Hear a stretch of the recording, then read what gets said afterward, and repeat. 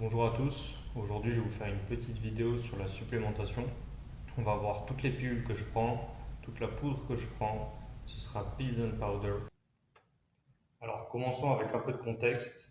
J'ai une trentaine d'années, je suis un homme comme vous pouvez le voir. Je m'entraîne depuis à peu près une douzaine d'années, surtout et principalement en hypertrophie. Même si à l'époque j'ai déjà pu faire d'autres sports, un peu de crossfit, un peu de jiu-jitsu, un peu de boxe thaïlandaise. Aujourd'hui, je fais principalement de l'hypertrophie et un petit peu d'entraînement cardiovasculaire, principalement dans une optique longévité. Je prépare absolument aucune échéance, que ce soit en hypertrophie d'ailleurs ou en termes d'endurance. C'est surtout que l'endurance est une qualité que j'ai longtemps délaissée, donc j'essaie de me rattraper un petit peu. Je n'ai pas de problème de santé particulier. Je privilégie majoritairement l'alimentation en poudre plutôt qu'en pilule pour tout un tas de raisons. La principale étant la simplicité d'ingestion. Vous allez voir, je prends beaucoup de suppléments en même temps et ça m'évite d'avoir à ingérer une douzaine de pilules d'un coup. J'ai une supplémentation qui est orientée longévité, performance physique et cognitive. C'est-à-dire que j'ai quand même beaucoup de choses dans ma supplémentation. On est loin d'avoir une stack minimale qui doit faire probablement 80% du boulot. J'ai aussi un certain nombre d'éléments qui vont me permettre d'essayer d'être cognitivement performant et qui vont aussi me permettre d'optimiser mes performances à la salle, que ce soit en matière d'endurance, même si pour le coup c'est pas spécialement optimisé pour ça. Je prends rien pour optimiser l'endurance mais surtout en termes de performance physique, donc à la salle pour pousser des barres, en termes d'hypertrophie. Pour rappel, pour ceux qui se posent la question, l'hypertrophie, c'est essayer de développer sa masse musculaire. Ma supplémentation est réalisée quasiment en totale indépendance et résilience de ce que je mange. Je préfère pas me baser sur ce que je mange car aujourd'hui, je pense qu'entre ce qu'on pense qu'il y a dans la nutrition en termes de micronutrition et ce qu'on ingère réellement, il y a un gap monstrueux pour tout un tas de raisons. Méthode de cuisson principalement, mais aussi et surtout diversité alimentaire. On ne va pas forcément manger tout le temps la même chose tous les jours. Et surtout entre deux variétés, au sein même d'une même variété, en fonction des saisons, de la quantité du soleil et compagnie, je pense qu'il y a une grande variation dans la quantité de micronutriments qu'on peut retrouver dans les fruits et légumes. Donc je ne me base pas vraiment là-dessus, à part sur un point en particulier, la vitamine A. Je ne prends aucun supplément qui contienne la vitamine A, notamment parce que j'en consomme pas mal, puisque je mange à peu près 400 grammes de patates douces tous les jours, mais aussi parce que la vitamine A, qui est plus ou moins la même chose que le bêta-carotène, a été corrélée sur un certain nombre de problèmes de santé. Donc je préfère ne pas en prendre en excès. Et d'une manière générale, j'évite tous les sujets du mégadosing. Il y a par exemple une étude qui a été publiée il n'y a pas longtemps qui mettait en évidence certains problèmes relatifs aux oméga 3. Certes, sauf qu'en fait, ils avaient donné beaucoup d'oméga 3 aux individus. Et d'une manière générale, je suis pas non plus en faveur de l'homéopathie, qu'on se le dise bien, mais je préfère prendre une quantité qui va être dans les normes plutôt que des quantités excessives. C'est bien évidemment un principe, il y a des exceptions comme on va le voir. Au niveau de la liste de mes suppléments, commençons par les multivitamines. Multivitamines ne porte pas forcément exactement bien son nom puisqu'on n'a pas que des multivitamines. Je vais prendre Elite de Unai qui contient beaucoup de choses. C'est un supplément que je prends depuis vraiment longtemps. Malheureusement aujourd'hui il est en rupture de stock, ce qui m'amène à avoir certaines adaptations. J'en ai encore un petit peu chez moi, mais je ne pourrais pas de nouveau commander puisqu'il est en rupture de stock chez Unai. C'est un multi qui contient vraiment beaucoup de choses. Il y a une base de vitamines, il y a une base de nootropiques, donc des choses qui vont améliorer la performance cognitive. Beaucoup d'éléments et de substances qui vont être favorables à la santé des yeux. Et aussi des suppléments qui vont être axés plutôt longévité, entre guillemets, avec beaucoup de polyphénol, des antioxydants et compagnie. L'autre stack que je prends, ça va être la stack de Novoslab, qui en fait, elle, est intégralement orientée longévité. Si Novoslab n'a pas d'éléments qui leur permettent de dire que cette substance va être en faveur de la longévité, alors ils ne vont pas l'intégrer. Il n'y a aucune vitamine, par exemple, dans le supplément Novoslab, ce qui fait un très bon complément au multivitamine d'Unae. Donc, je rappelle que le multivitamine d'Unae contient à la fois la base et tout un tas de choses en plus. Et la chose qui est intéressante avec le Novoslav, c'est donc que lui ne contient pas la base. Et en fait, même sur les éléments qu'il y a en plus qui sont corrélés à des facteurs de longévité, il n'y a pas vraiment de zone d'interférence. Il y a quelques éléments similaires, mais on va voir qu'il n'y a pas grand-chose. Je cycle également l'Unae avec le microvitamine du docteur Brand Stanfield parce que je trouve que la composition est sympa. Il y a une base de multivitamines avec quelques petits éléments supplémentaires qu'on pourrait considérer orientés longévité. Il y a par exemple l'acide hyaluronique à l'intérieur, mais globalement, il y a beaucoup moins de choses que dans le Elite de Unae et la composition est très différente du Novoslav Core parce que Novoslav fait différents suppléments. Donc là, je parle bien du corps. Euh, Même s'il y a notamment un point commun qu'on va voir tout de suite, qui est justement le hyaluronique acide.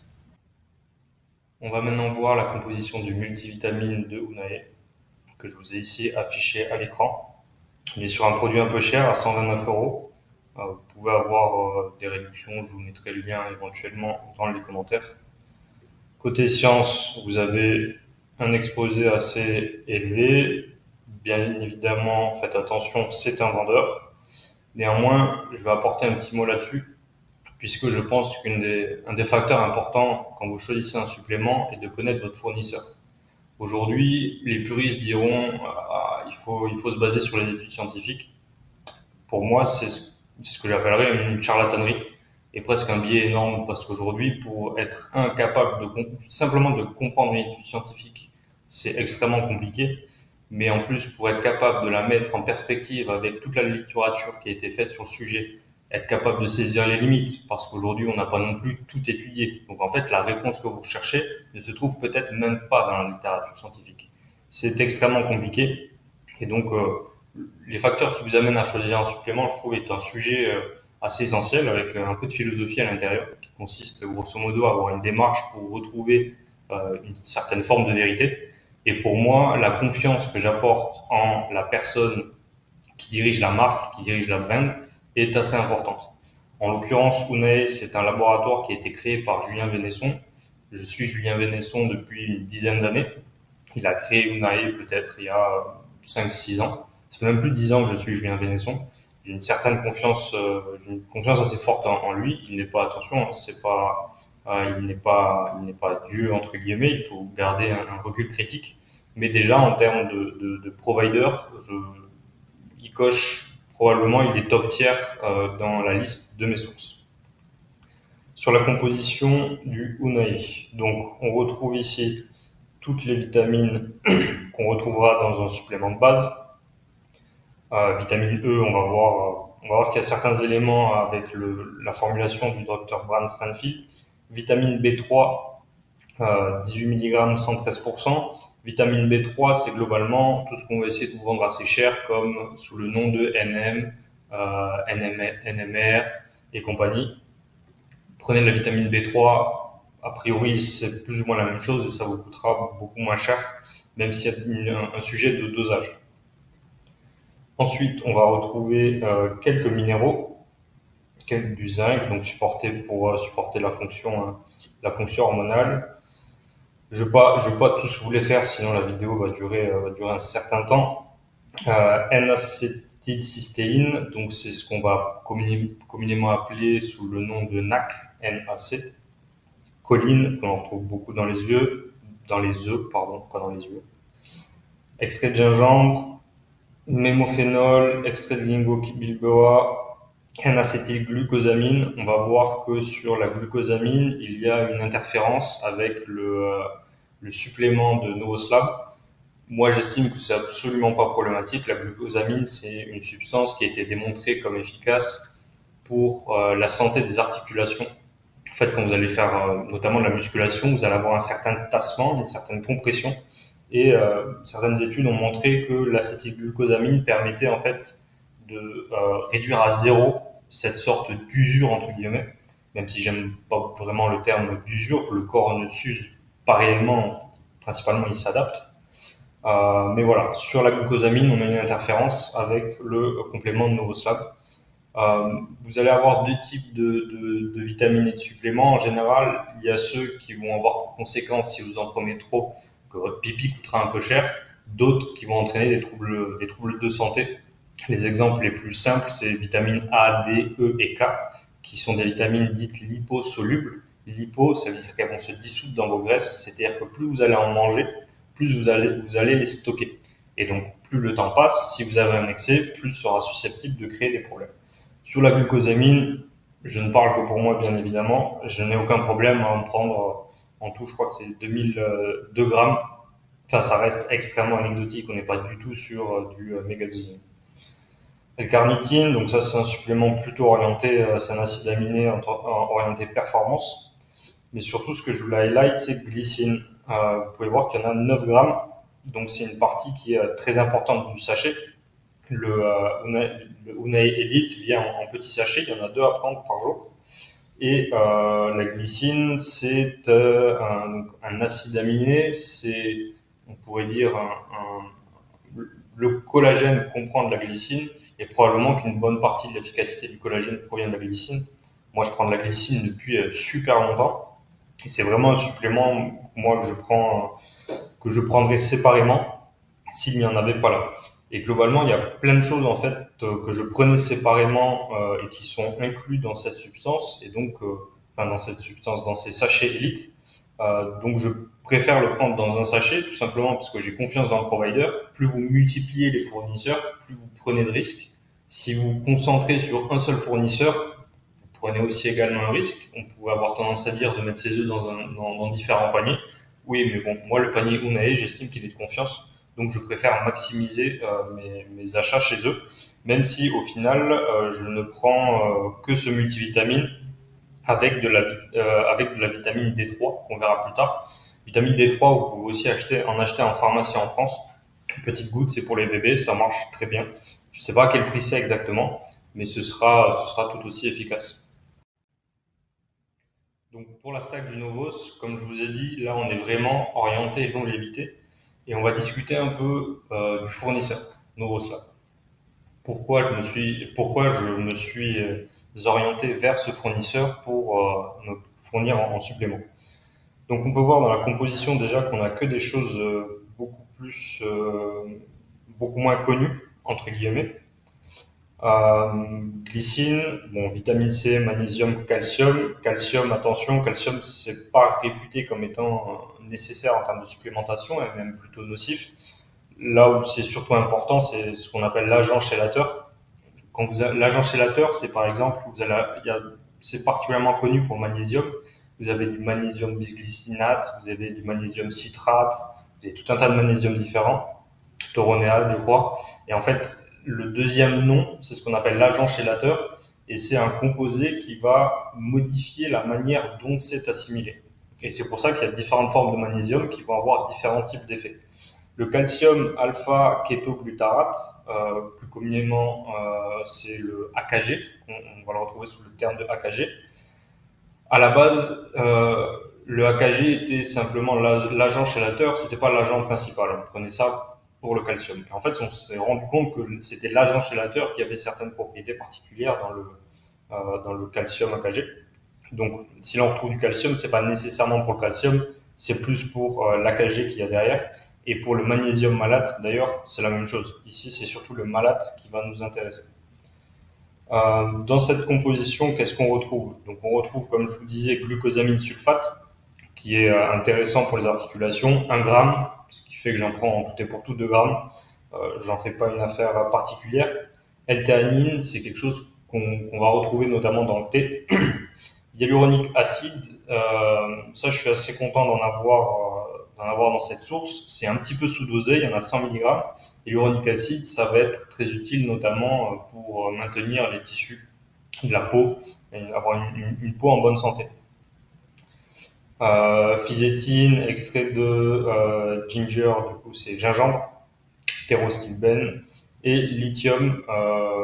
J'étais assez surpris il y a assez peu de temps de découvrir que le lithium avait un certain nombre d'aspects positifs pour la longévité. Donc je l'ai aussi pris parce que ça me permettait d'avoir une petite source de lithium. Maintenant, on peut discuter un petit peu de la qualité de la source de Novoslav. Ce que j'ai principalement aimé chez eux, c'était leur blog. Quand on va dans leur blog, on peut avoir accès à tout un tas de ressources. Et j'ai trouvé que moi j'aime bien quand la marque d'un produit que j'achète a certains engagements qui ne soient pas complètement neutres. Et par exemple, on retrouve tout un tas d'articles euh, assez denses et intéressants où ils vont expliquer pourquoi ils ne vont pas inclure certaines substances. Et je trouve que c'est assez intéressant puisque chaque substance rajoutée va avoir un effet sur le public, un effet marketing. Le resveratrol, par exemple, pour ne citer que lui, ça a été longtemps promu par le docteur David Sinclair. Et donc, eux, ils ne sont pas vraiment d'accord. Et donc, vous pouvez retrouver toute l'argumentation qu'ils ont dans ces articles assez longs référencés. Par exemple, eux estiment que le coenzyme Q10 n'a pas à figurer dans leur supplément. Ils parlent également du donc NMN-NR, la fameuse vitamine B3 que je vous expliquais tout à l'heure.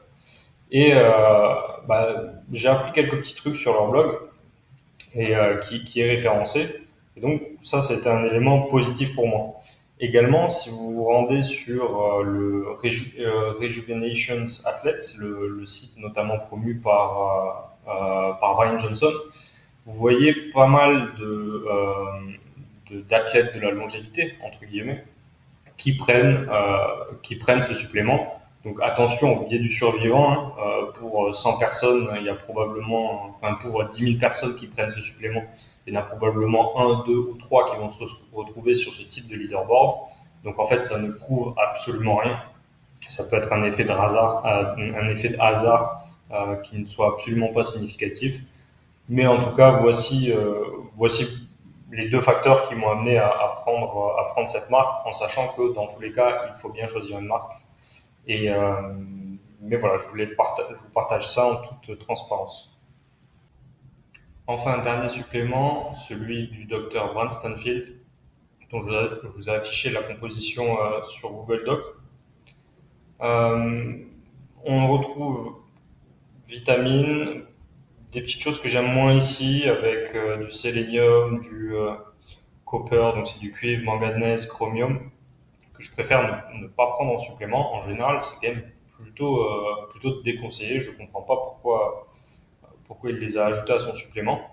Dans les choses particulières à noter, on voit ici que, par exemple, acide ascorbique, c'est noté vitamine C. Niacine, c'est pas nommé vitamine B3. Je ne sais pas exactement pourquoi. Mais quelque chose qu'on relève et qui a été relevé par la communauté, c'est qu'il y a des doses qui sont très importantes. Et Dr. Brand Stanfield s'expliquait en disant que c'était justement pour essayer d'apporter un meilleur support à la fonction NAD+, qui est un cofacteur, une forme de carburant, c'est pas très juste ce que je dis, mais un support important pour la mitochondrie. Aujourd'hui, si on fait beaucoup de pubs et beaucoup de promos pour des molécules qui s'appellent NMN, NR, nicotaminadine, quelque chose comme ça, c'est justement dans sa fonction et dans le rôle du NAD+. Alors qu'en réalité, la vitamine B3, a priori, suffit. Donc là, en l'occurrence, sous forme de niacinamide. Donc quantité un petit peu importante. On peut voir qu'il y a aussi 250% d'apport journalier recommandé en vitamine D, mais on est à 50 microgrammes. Autant dire que c'est rien du tout, et dans tous les cas, peu importe le multivitamine que vous choisirez d'utiliser, la vitamine D3 est un supplément à prendre en plus. Dans les autres éléments qu'on peut noter et que j'apprécie pas mal sur ce supplément, le hyaluronique acide. Donc là, pour le coup, en dosage intéressant, 200 mg. Ce qui veut dire que, comme je cycle le Elite et le microvitamine, je vais avoir des dosages journaliers un peu différents, mais on verra ça plus tard. Et du TMG, donc triméthylglycine, à hauteur de 500 mg, qui est aussi un supplément que je souhaite avoir. Donc, pour prendre ce supplément, je ne le prends pas en plus du Elite de Unai, je le prends en alternance. Typiquement, je vais m'entraîner pour la musculation 3 jours par semaine. Le matin, je vais prendre un sachet du multivitamine Elite et l'après-midi, je vais prendre 3 pilules du multivitamine microvitamine. Donc le multivitamine qu'on vient de voir là maintenant. Normalement, sur le multivitamine microvitamine, il faut prendre 5 pilules par jour. Donc moi, j'en prends 3 fois par semaine, 3 pilules par jour. Donc j'en prends un petit peu moins que la dose recommandée. Et je prends en plus un sachet sur 2 sachets du multivitamine Elite. Ensuite, maintenant, on a vu les 3 principaux suppléments que je vais utiliser pour m'apporter en quelques pilules, quelques sachets, une quantité importante, ce qui me permet de ne pas avoir à ingérer 20 cachetons par jour, ce qui n'est vraiment pas ma cam. Dans les autres produits que je vais prendre des oméga 3 liquides. Faites très attention aux fournisseurs d'oméga 3. Ça, c'est un supplément pour lequel il faut vraiment être vigilant. Moi, je me fournis chez Unae. Donc oméga 3, je ne l'ai pas cité tout à l'heure, mais oméga 3 vitamine D, c'est des suppléments que je vais aller chercher chez Unae. Mais les oméga 3, faites vraiment attention. C'est une molécule extrêmement fragile et il faut que vous ayez une confiance particulière en vos fournisseurs puisque bien évidemment, ils vont tous vous dire que c'est quelque chose de qualité.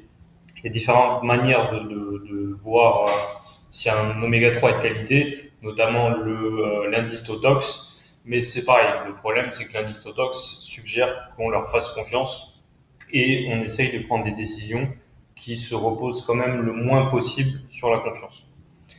Vitamine D pour le système immunitaire, plein de choses, je ne pense pas avoir épilogué là-dessus. En gouttes, à l'époque en tout cas, les suppléments en solide de vitamine D n'étaient pas de bonne qualité. Je ne sais pas ce qu'il y en a aujourd'hui. Moi en tout cas, je prends en gouttes et vous allez voir, c'est le matin dans mon shaker. Ça prend, c'est vraiment sans friction. Créatine, 5 grammes par jour. J'en prends également en poudre. Créatine, supplément extrêmement peu cher.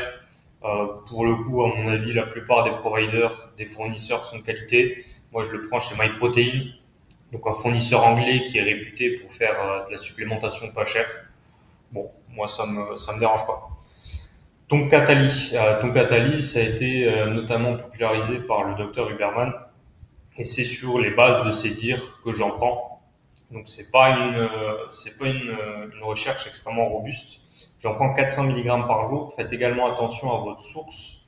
Je le prends chez Nootropics Depot qui fournissent des rapports d'analyse de leurs suppléments. Je ne sais plus à quelle molécule le Tonkatali est sensible. Par exemple, souvent ça va être des contaminations à d'autres produits qui vont être problématiques sur certains suppléments. L'oméga 3, c'est pas une contamination externe, ça va vraiment être la qualité de la molécule qui va très très rapidement se dégrader. Et donc dans le circuit d'approvisionnement, il faut vraiment que le circuit d'approvisionnement soit sans faille. Pour le Tonkatali, c'est une molécule qui vient le parasiter. Regardez sur YouTube, il y a d'excellentes vidéos. Le druide moderne a fait une vidéo à ce sujet. Donc moi je le prends très spécifiquement chez Nootropic Depot. Bêta-alanine, qui est un supplément plutôt orienté performance sportive de mémoire, qui est un acide aminé. Collagène, supplément assez débattu, qui fait plutôt l'unanimité dans la communauté américaine, un peu moins dans la communauté française. J'en prends parce que je considère collagène, c'est un acide aminé, donc au pire des cas, c'est une protéine. Ça va pas faire grand mal si jamais c'est apporté. Au pire des cas, ce serait inutile. Le collagène semblerait quand même être assez efficace pour lutter en termes de prophylaxie, pour lutter contre les blessures, pour améliorer la qualité de la peau, tout un tas d'éléments. Là où en fait il y a encore des sujets, c'est que c'est encore un supplément qui n'est pas énormément étudié et on a un petit doute sur le fait que est-ce que ce supplément ne serait pas utile que si vous n'ingérez pas suffisamment de protéines. Donc c'est un peu là la question. À partir du moment où vous êtes à 1,5 g, 2 g de protéines, a priori vous en ingérez suffisamment. Est-ce que du coup dans ce type de situation, le collagène est utile? C'est un peu une des questions en suspens. Psyllium husk, c'est un supplément, c'est une fibre soluble. J'en prends notamment parce que dans mon alimentation, j'ai pas énormément de fibres non plus. Donc je l'ajoute à un shaker. Le soir, je me fais un shaker de protéines de pois. Donc j'en ai ajouté un petit peu là-dedans. Et surtout le soir, j'ai quasiment pas de fibres. Donc ça me permet un petit peu de ralentir l'assimilation de tout ça. J'ai mis en jaune ce que je considérais comme être pour moi un peu des immanquables, oméga 3, vitamine D, créatine. Oméga 3, ça a un certain prix pour avoir quelque chose de bonne qualité. Vitamine D et créatine, honnêtement, c'est quand même des no-brainers à mon avis en termes de coût. Et en termes de bénéfice-risque, je pense que c'est très intéressant. J'ai ensuite mis en bleu ma stack pour ce qui était sommeil. Donc, cette stack n'est pas non plus hyper étudiée et surtout, c'est une stack que je fais varier. Je ne vais pas prendre tous les soirs du GABA, de la mélatonine, de la pygénine et de la L-théanine. Je vais prendre parfois du GABA, parfois de la mélatonine, parfois de la pygénine, parfois de la L-théanine, parfois 2 molécules, parfois 3 molécules, parfois 4. Je préfère varier et être assez inconsistant là-dessus, tout simplement pour pas m'habituer. Et c'est aussi c'est aussi pour cette raison que je varie ma source de multivitamines. Ça me permet c'est un peu du risk management. Si jamais il y en a un qui contient quelque chose qui est finalement plutôt litigieux, bah, si on consomme que de cette source, plus le temps va passer, quand bien même ce sera un tout petit peu litigieux, plus le temps va passer, plus on va accumuler les effets négatifs de ce petit problème. En diversifiant nos sources, on manage un peu nos risques et je sais que ça semble un peu contradictoire avec ce que j'ai dit tout à l'heure, mais voilà, c'est ma manière de faire. Dans tous les cas, gardez à l'esprit que vous êtes obligé d'acheter votre supplément quelque part. Et quand bien même vous les prendriez par les légumes, je pense qu'il y a encore plus de compromis à faire et encore plus de risques plutôt que les prendre dans des suppléments. Ensuite, je vais avoir une supplémentation dédiée à l'entraînement. BCAA, j'en prends juste parce qu'ils sont aromatisés et que j'ai un certain stock. A priori, BCAA aujourd'hui, on considère que c'est pas vraiment efficace au niveau de l'entraînement. BCAA, AA, acide aminé, c'est simplement une partie des acides aminés qu'on retrouve dans les protéines qui sont très spécifiques par rapport à l'entraînement. Pendant longtemps, on a supposé que c'était extrêmement pertinent. Aujourd'hui, à partir du moment où on a un apport en protéines suffisant, c'est a priori inutile. Maltodextrine, 30 grammes. Maltodextrine, c'est juste du sucre rapide pour donner un peu de jus. Citrulline malate, pareil, c'est vraiment anecdotique, c'est pas forcément très intéressant d'en prendre. Moi, j'en prends parce que j'en ai. Et en plus, c'est vrai que ça favorise quand même la conjection avec la production de eau. Donc moi, c'est vraiment un supplément qu'on pourrait considérer comme plaisir. Caféine, j'en prends entre 0 et 300 milligrammes. Ça va dépendre de mes séances et du cycle sur lequel je suis. Typiquement, quand je vais recommencer un cycle, je vais plutôt être à 0 mg de caféine puisque mon facteur limitant va être le fait que je démarre, entre guillemets, un nouveau programme. Il va donc falloir que je trouve mes charges de travail, que je m'habitue à la technique. C'est pas je vais pas arriver en fin de programme quand ça fait 6 mois, par exemple, que je vais faire du développé couché, où là, la barre, elle commence à être vraiment lourde. Là, je vais rajouter petit à petit de la caféine pour essayer d'aller plus loin. La caféine, c'est une substance, une drogue, qui est extrêmement efficace en sport et d'une manière générale, dont les effets sont extrêmement significatifs. Maintenant, au niveau des marques composition, on en a déjà parlé. Unae Elite, pour moi, c'est top tier. Novos, c'est un peu plus inconnu pour moi. Microvitamine, donc Dr. Van Statfield qui est derrière, qui est une grosse chaîne YouTube. A priori, j'ai pas de raison de ne pas avoir confiance en ce bonhomme, mais j'ai pas non plus des arguments particulièrement qui vont en son sens. Il est docteur en Nouvelle-Zélande, si je me trompe pas. Donc ça, c'est pour la partie multivitamine. Pour la partie monomolécule, en France, je vais avoir Greenway et Nutrimuscle. Nutrimuscle, c'est vraiment mon fournisseur historique. Alors, ils ont été rachetés il y a pas longtemps. Beaucoup de choses à bouger chez Nutrimuscle, mais ils publiaient en tout cas à l'époque l'intégralité des rapports d'analyse de leurs suppléments. Ils faisaient très peu de marketing. C'était vraiment 100% qualité. Et d'ailleurs, vraiment des rapports qualité-prix qui étaient super. Aujourd'hui, je vous avoue, je m'en sers un peu moins. Maintenant que je ne vis plus en France. Donc, à voir. Greenway, c'est des compétiteurs. Eux, ils sont beaucoup plus orientés sur le credo cheap avec forte réduction.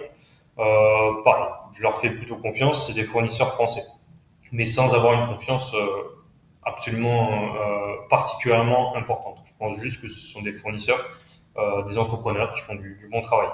MyProtein, eux, c'est des vieux de la vieille. Ils font vraiment du cheap, cheap, cheap. En tout cas, c'est leur marketing. Je fais aussi plutôt confiance en eux. Ils sont très vieux. J'achèterai pas tous mes suppléments là-bas, typiquement les oméga 3, mais pour certaines substances comme la maltodextrine, qui n'est par exemple que du sucre, ou de la créatine, bon, je vois pas trop de soucis pour l'acheter chez MyProtein. Ensuite, Nootropics Depot, c'est un petit peu un Nutrimuscle-like. Ils fournissent des rapports d'analyse pour chacun des produits qu'ils vendent, euh, ce qui permet d'avoir une certaine transparence. Je vais avoir aussi quelques substances qui viennent de Now Foods et Allmax. Donc, on n'est pas sur des marques inconnues. Je vous recommande vivement de ne jamais vous tourner vers une marque inconnue. Je pense que ça peut être même assez dangereux. C'est des grosses marques américaines. Je les prends parce qu'a priori, ça reste des marques qui ne font pas du mauvais travail, mais c'est pareil. Pour des suppléments particulièrement sensibles, je ne vais pas me tourner vers eux. L'avantage, c'est aussi qu'ils sont étudiés par alors, je ne sais pas si c'est une association, mais c'est Consumer Labs. Si vous voulez acheter quelque chose, je vous invite à aller sur Consumer Labs. Et par exemple, pour le Psyllium Husk, qui est la fibre que je prends et que j'ajoute dans mon shaker, un des risques qu'il peut y avoir avec cette fibre, c'est l'ajout, enfin pas l'ajout, mais c'est un contaminant, l'élite, qui est à l'intérieur. Et Now Foods, par exemple, a été analysé par Consumer Labs et c'est une des meilleures sources de Psyllium Husk. En tout cas, au niveau des leads, il n'y en a pas beaucoup. Donc, ils ont en tout cas montré, et c'est pas la première fois qu'ils faisaient des suppléments de qualité, et de toute façon, ça va être vraiment à la marge.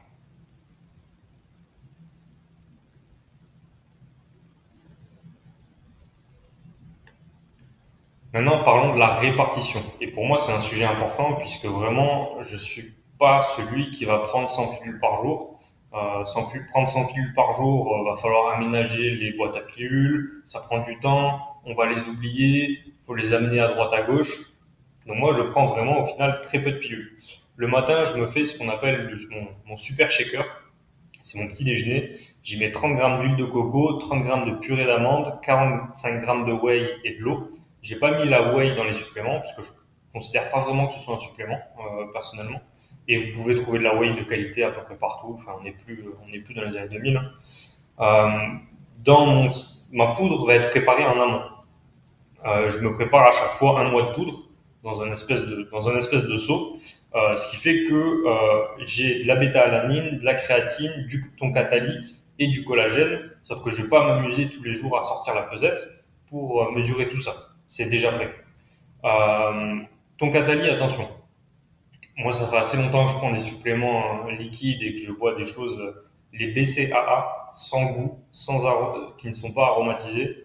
Si vous en avez déjà pris, vous savez que c'est une expérience. Et si vous voulez en vivre une deuxième, prenez du Toncatali en poudre.